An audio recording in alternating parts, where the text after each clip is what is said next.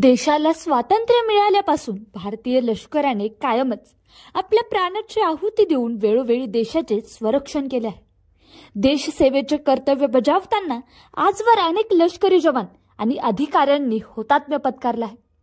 त्यांच्या बलिदानाच्या आणि शौर्याच्या कहाण्या आजही अभिमानाने सांगितल्या जातात। अशीच एक घटना नुकतीच समोर आली आहे। 56 वर्षापूर्वी सियाचीन ग्लेशियरच्या परिसरात भारतीय वायुदलाचे एक विमान कोसळले होते। या विमानाचे वैमानिक मलखान सिंग यांचा त्यावेळी मृत्यू झाला होता। मात्र त्यावेळी त्यांचा मृतदेह सापडला नव्हता। परंतु आता 56 वर्षांनी मलखान सिंग यांचा बर्फात दफन असलेला मृतदेह सापडला आहे।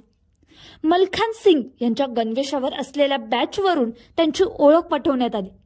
हा मृतदेह मलखान सिंग यांचा असल्याचे समजल्यानंतर भारतीय लष्कराने हुतात्मा झालेल्या जवानाला ज्याप्रमाणे निरोप दिला जातो त्याच थाटात मलखान सिंग यांना अखेरचा निरोप देण्यात आला।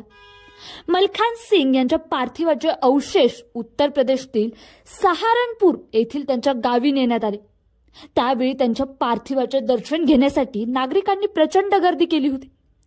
या सगळ्यांच्या उपस्थितीत मलखान सिंग यांच्यावर लष्करी इतमामात अंत्यसंस्कार करण्यात आले। हा प्रसंग मलखान सिंग यांच्या कुटुंबियासाठी अत्यंत भावुक करणारा होता। गेल्या 56 वर्षापासून मलखान सिंग यांचे नेमके काय झाले याबाबत कुटुंबियांना काहीच माहित नव्हतं। 56 वर्षांनी त्यांचा मृतदेह मूळ गावी आणण्यात आला तेव्हा त्यांचे वंशज आणि नातेवाईक भावुक होताना दिसले। मलखान सिंग यांचा जन्म 18 जानेवारी 1945 रोजी सहारनपूर जिल्ह्यातील फतेहपूर या गावात झाला होता। ते भारतीय वायुदलात वैमानिक होते। 7 फेब्रुवारी 1968 रोजी चंदीगड विमानतळावरून उडान केल्यानंतर रोहताक परिसरात त्यांचे विमान कोसळले होते। या विमानात 102 भारतीय जवान होते। या विमानाचे अवशेष 2003 साली सापडले होते। या अपघातात विमानातील सर्व जवानांचा मृत्यू झाला होता। तेव्हा मलखान सिंग यांच्यासह कोणत्याही जवानाचा मृतदेह सापडला नव्हता। मात्र 56 वर्षांनी मलखान सिंग याचा मृतदेह मिळाला। त्यांच्या गणवेशावर असलेल्या बॅचवरून त्यांची ओळख पटली।